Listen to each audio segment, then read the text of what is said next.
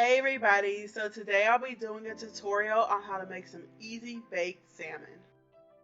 For your ingredients, you will need your salmon, of course. Mine was 2.25 pounds, paprika, salt, garlic, pepper, and olive oil.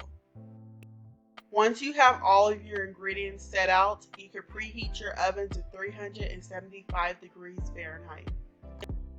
For your seasonings, you can add in between 1 1/4 teaspoon of salt to half a tablespoon of salt, 1 1/4 teaspoon of garlic, 1 1/4 teaspoon of paprika, 3/4 teaspoon of black pepper, and in between 3 to 4 tablespoons of olive oil.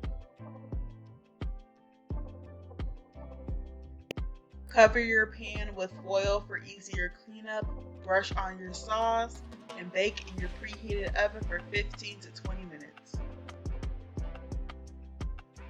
This is how your salmon should look coming out the oven. Scrumdiddlyocious. Thank you for watching. Please like, comment, and subscribe.